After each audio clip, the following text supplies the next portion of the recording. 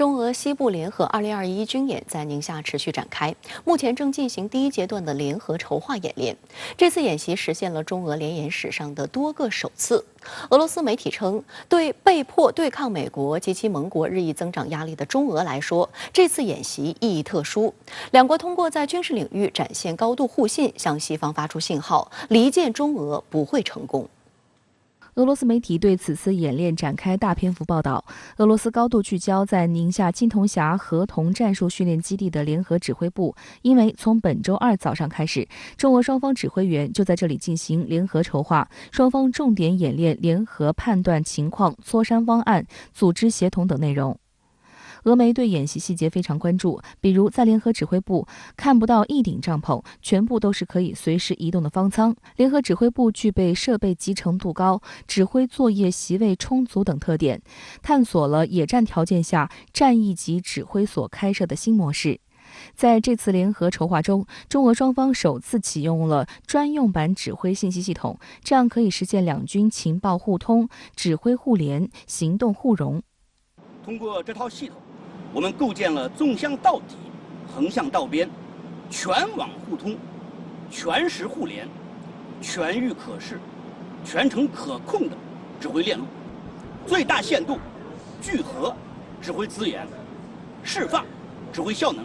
此次联合演习构建导演部、联合指挥部、参演部队3级组织指挥系统，由军委成立导演部，负责演习导条设计和组织实施，还首次在联合指挥部成立俄军指控分中心。在这次联演中，联合携手是关键所在，同心共筹是先决条件。通过合账筹划，中俄能更好地实现数据和态势的分享，也实现了作战规则的统一，为两军的联合行动打下了更好的基础。我们这次联合筹划指挥演练，采取专线对接、视频互联、现地协调等方式，来统一任务、统定目标、统用力量、统筹保障，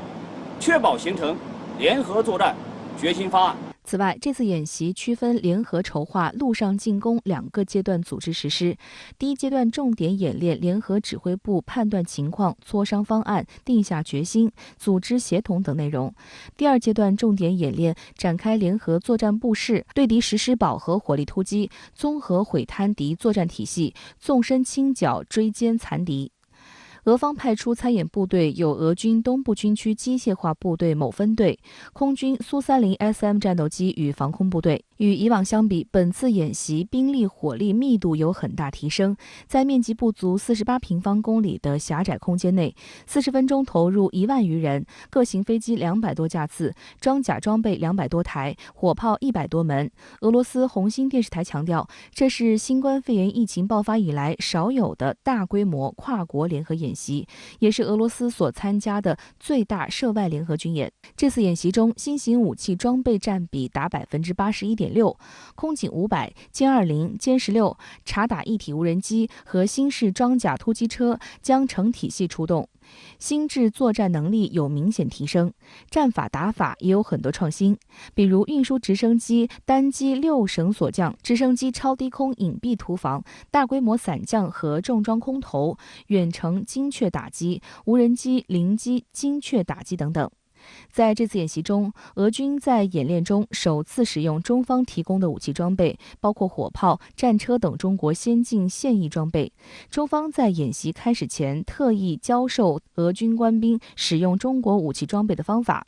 俄军参演部队在联合军演中全程使用中国人民解放军陆军装甲装备。在去年9月俄罗斯举行的俄中联合军演中，中方也使用了俄制装甲车和坦克。有评论认为，中俄官兵互相使用对方武器装备，显示双方政治上高度互信，军事关系更加紧密，这必将提升两军联合作战能力。我们专门向俄军派出了专业素质过硬的教练员，同时编写了俄语版的装备操作使用手册，以便于俄军迅速掌握装备。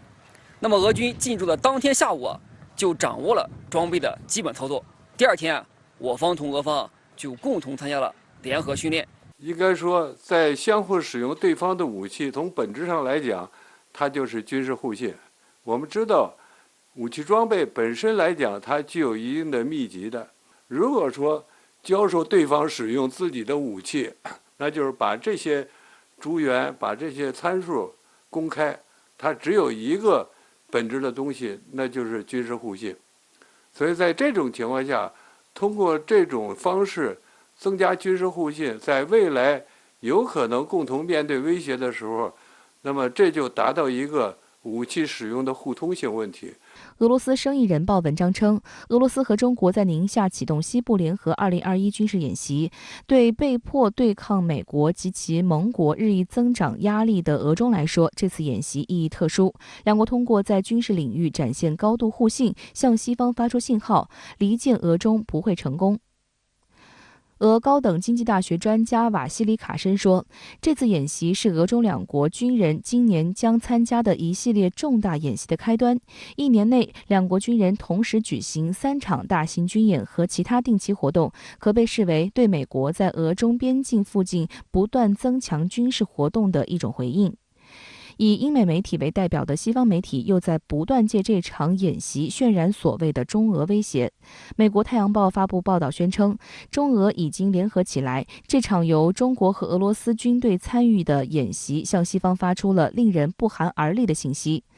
日本政治学家近藤大辅在为日本商务新闻写的一篇文章中，敦促东京由西部联合2021军演而应对俄罗斯和中国产生担忧。他认为，莫斯科和北京的下一个目标可能是共同开发北方四岛。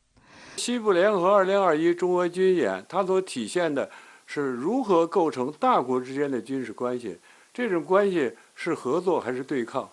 从军演的情况来看，应该说中俄两个大国，它所秉持的是合作而不是对抗，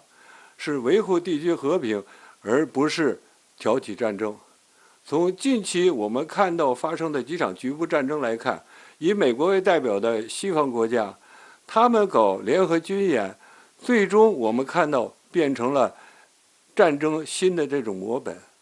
而中俄联合军演不会把演习变成战争的模本。俄罗斯卫星通讯社专门采访了黑龙江大学中俄全面战略协作省部共同协同创新中心首席专家、黑龙江省社会科学院东北亚战略研究院首席专家马友军。他表示，在美国联合盟友大搞军事演习，目标直指中俄的背景下，中俄举办大规模军事演习是向外界传递一个非常强烈的信号，那就是中俄双方有能力保卫自己的国土和家园。马友军在俄媒专访中指出，中俄此次军演与阿富汗当前的局势关系密切，未来阿富汗地区或将发生大规模动乱，而阿富汗的局势尤其对中国西部边疆地区影响重大，而中俄两国在这个时候向外界展示实力，说明有能力处理周边国家的问题，也有能力解决区域合作的问题。中俄不允许也不能够让所谓的域外大国在周边搞事情。